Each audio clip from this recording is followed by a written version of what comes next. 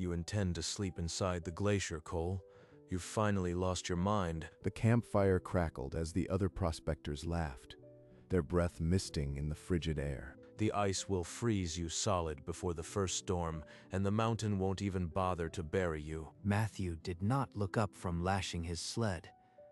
The ice holds heat.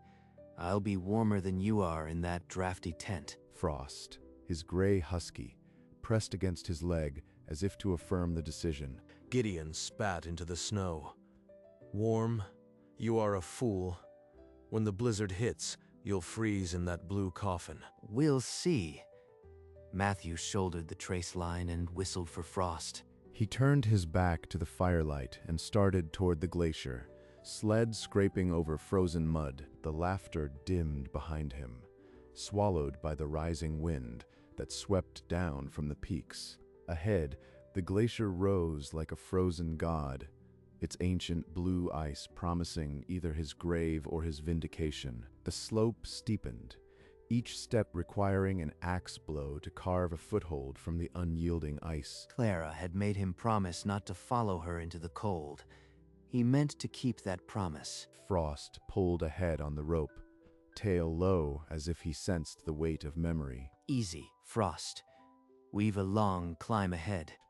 Hours later, muscles screaming, he halted before a sheer ice face that held the promise of a hollow. This is where the cold works for me, not against me.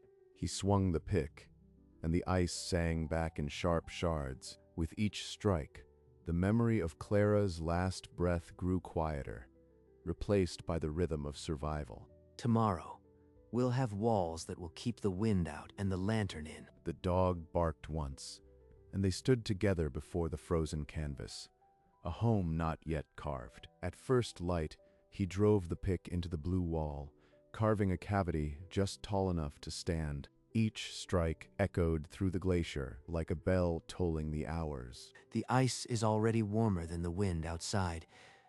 Maybe the old trappers were right. By the third day, the hollow had become a rough dome, walls arching overhead. He lit the kerosene lantern and placed it on a shelf of ice. Within minutes, the amber glow seemed to seep into the frozen walls, holding the heat. Feel that, Frost? That's not just light. That's life. Frost lifted his head from the fur mat, nose twitching at the strange warmth. If this holds through the night, I'll have beaten them all. Outside, the wind hammered the glacier, but inside, the lantern's flame never wavered. He cut blocks from the glacier's heart and stacked them at the entrance, sealing the chamber shut. Now the wind won't find us, Frost. We're sealed. From his coat, he drew a folded paper, the edges worn soft by months of reading. My love, do not let the mountain take you as it took my father.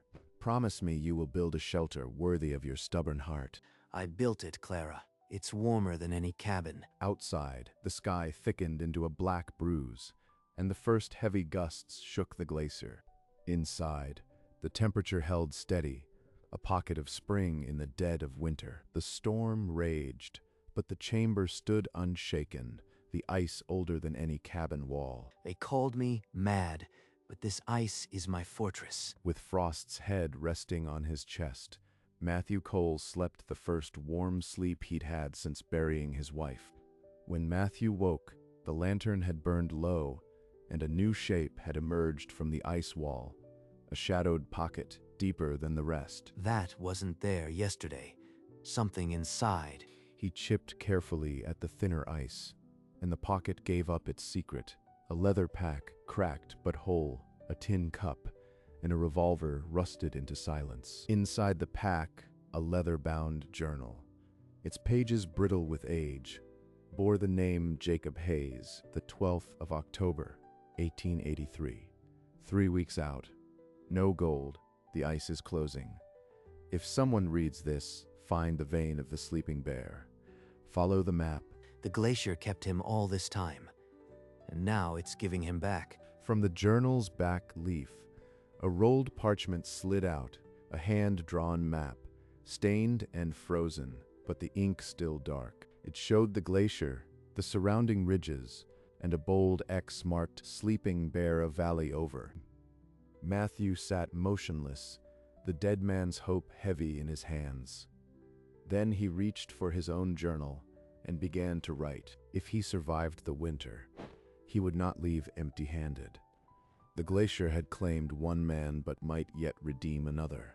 Days later, a second storm gathered over the peaks, heavier and angrier than the first. He felt it in the ice, a deep, groaning pressure that made Frost whimper. He unsealed a small viewport and looked down into the valley where the camp lay. First came the sound, a low rumble that grew into a thunderous roar as the slope cracked loose. A wall of white swallowed the tents, the fire pits, the men, all swept under in seconds. God help them.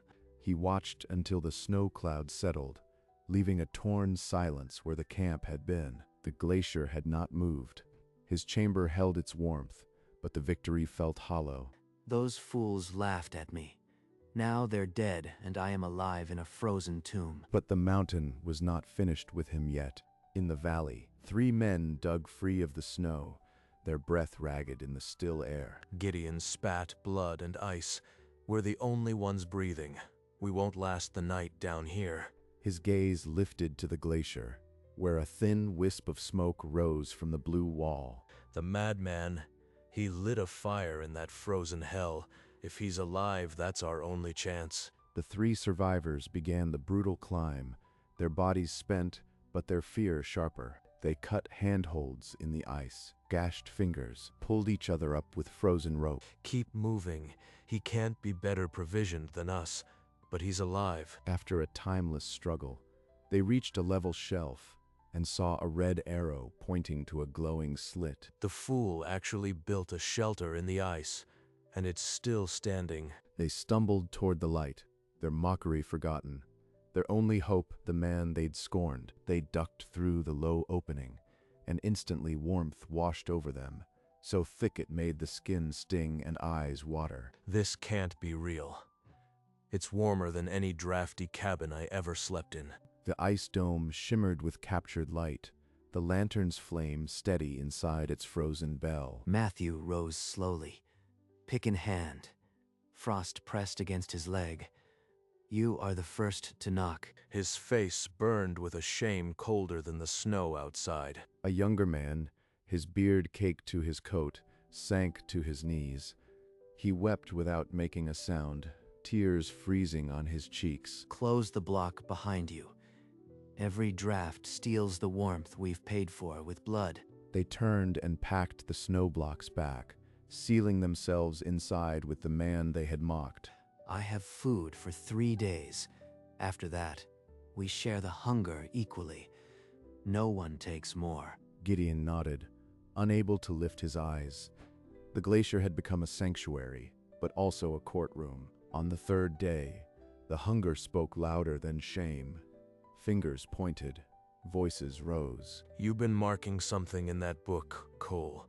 While we share thin broth, you got secrets. If I have secrets, they're the ones that'll keep you breathing when the broth runs out. He drew the frozen journal and the map from his coat, letting them see the dead man's name. Jacob Hayes froze in this glacier, chasing the vein of the sleeping bear.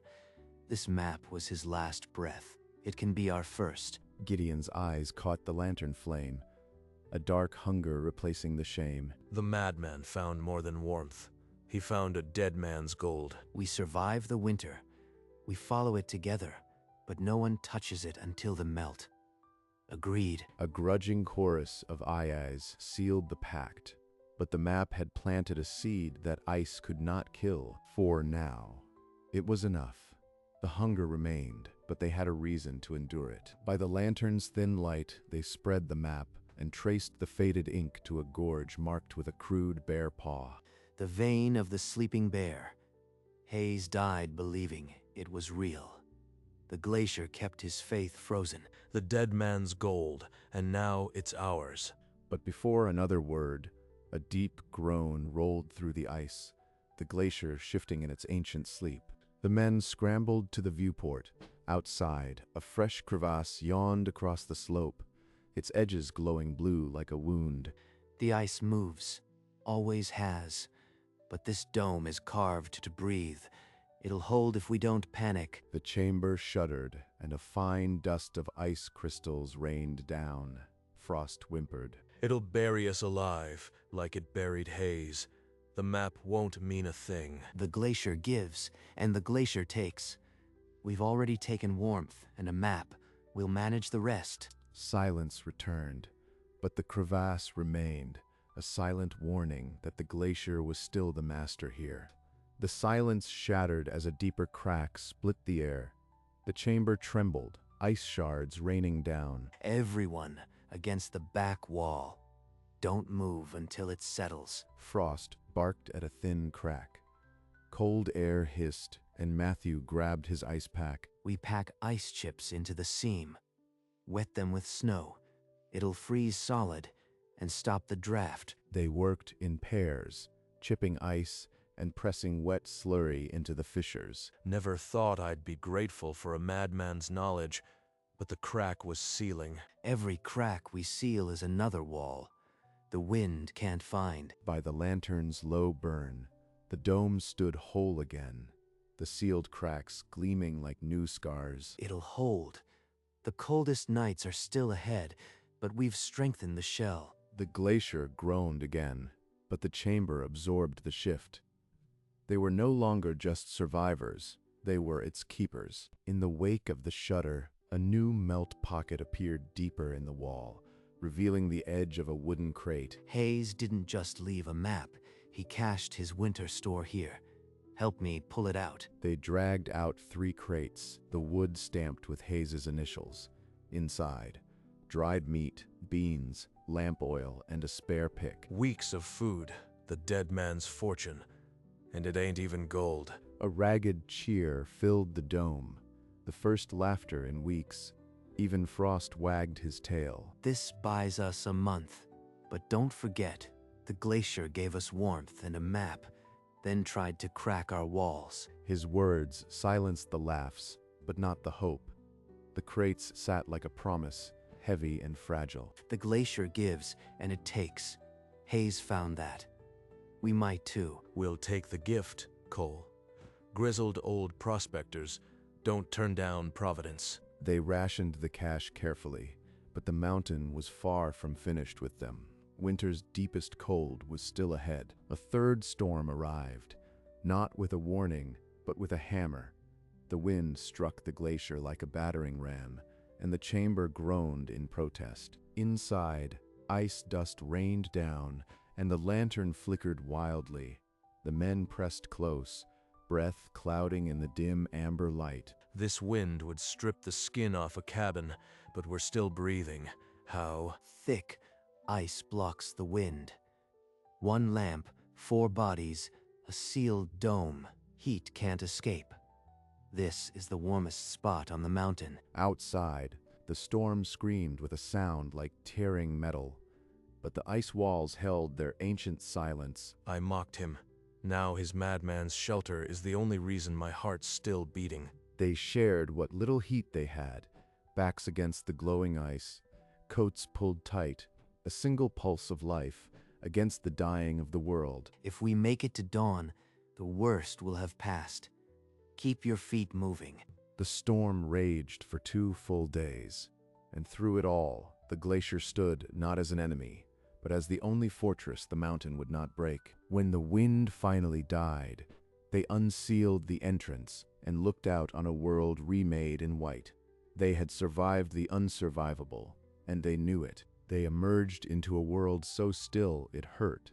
Sunday on untracked snow, silence like a held breath. Far below, the camp had vanished under a wave of frozen white. No smoke, no motion. Nothing could have lived through that. Not a cabin, not a tent, only this cursed ice. The glacier gave us what it denied them. We just built differently. They stood in the bitter wind, 4 men and a dog, the mountain's only pulse. The weight of being spared settled heavy. I laughed at him, called him mad. Now I am breathing because of his madness. None of us are mad now. We listened when the mountain spoke. Back inside. We have winter to outlast. One by one, They ducked into the blue glow, sealing the world out again. I won't forget, Cole. The glacier kept us, but you built the keep. And so the madman's glacier became a brotherhood of necessity, bound by ice and survival's cold math. On a brittle morning, they spread the frozen map, searching for a landmark. Hayes drew a bear paw. He pointed. That spire looks like a sleeping bear. The peak matched the sketch. The vein of the sleeping bear was real. Real enough to see, if we can reach it before another storm. We can't go yet. The melt hasn't started. We'd freeze before we reach the gorge. But the map is ours. The gold is there. We could be rich by summer. We could be dead by nightfall. Patience. The glacier taught me that. He folded the map and tucked it inside his coat. The gold meant nothing if he didn't survive. Clara, I swore I wouldn't follow you. I'll keep that promise. This gold will be for another family. They marked the spot with a cairn and returned to the blue chamber to wait for the thaw. Later, alone in the blue glow with only Frost for company, Matthew reached inside his coat for the locket he never showed the others. You would have loved this place, Clara. The ice keeps your memory fresh as the day I lost you. Frost nosed his hand, a soft whine breaking the silence. I swore not to follow you into the cold. This glacier, it let me keep that promise. It kept me alive when nothing else could. I'll find the gold, but not for me. For another family that might need a warm house and a full table. He closed the locket and felt, for the first time, not the weight of loss, but the lightness of a debt nearly paid. They called me mad, but madness built the only safe place in this frozen hell. Maybe madness was just seeing what others refused to. Frost laid his head on Matthew's knee, a silent witness to the reckoning. Whatever comes next, Clara, you'll be the reason I walk out of this ice. Not gold, not pride. You. He tucked the locket back against his chest and sat motionless, ready now to face the spring. That evening, around the small cook fire, Gideon cleared his throat with a sound like gravel on ice. I owe you a public apology, Cole. I called you mad. I was wrong.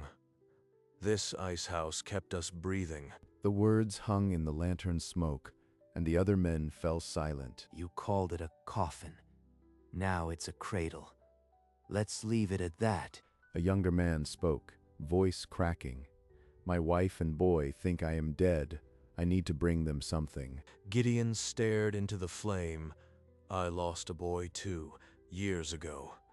Gold don't fill that hole. Matthew looked at him and saw not a rival but a mirror.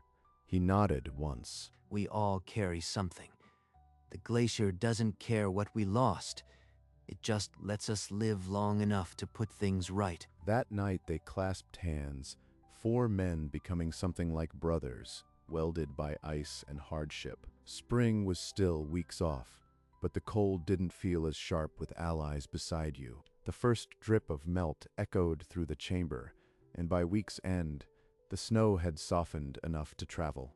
We've waited long enough. Frost knows the way. Keep the map handy. They descended into the gorge, following the bear paw landmark, and set to work along a shallow stream.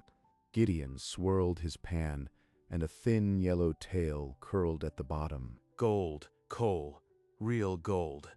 The old man's map wasn't a lie. One nugget after another, each heavy as a promise kept. They worked until their fingers bled. Fair shares. And no forgetting what brought us here.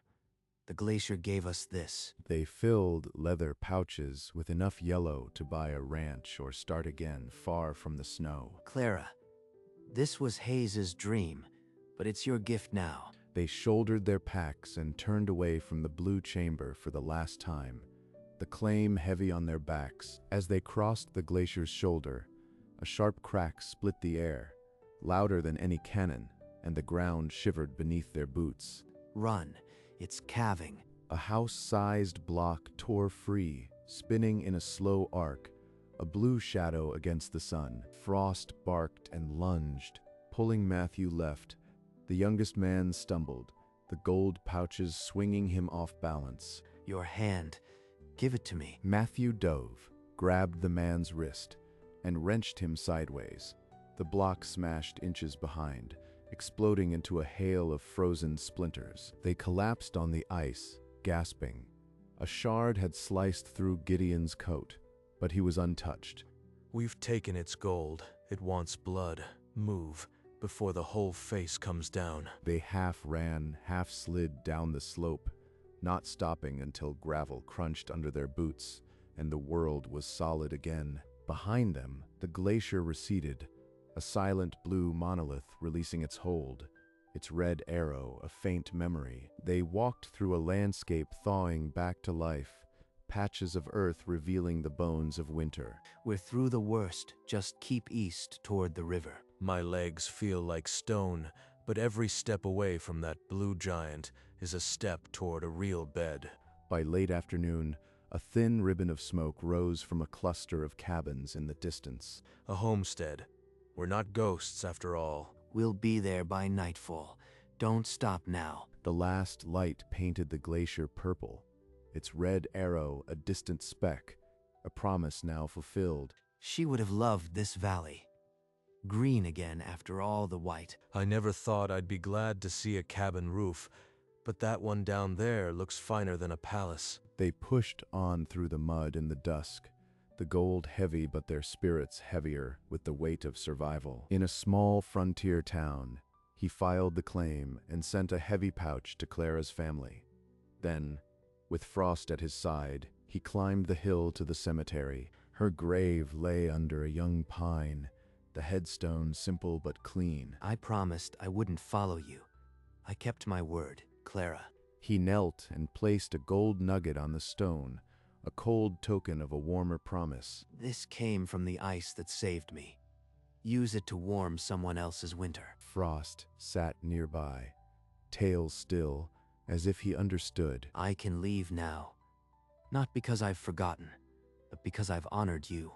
He stood and took one last breath of the pine-scented air, then turned toward the path, down the hill, into a valley no longer white.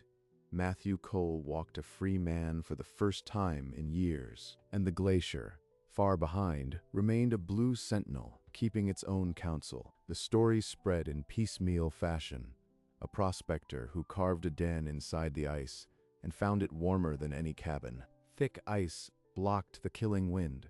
A single lamp held the small space above freezing when the valley cabins dropped to lethal cold. The same glacier that preserved a frozen prospector's gear revealed a map to a lost gold vein, binding 4 strangers into a brotherhood. The glacier wasn't a death trap. It was the one structure the storm couldn't touch.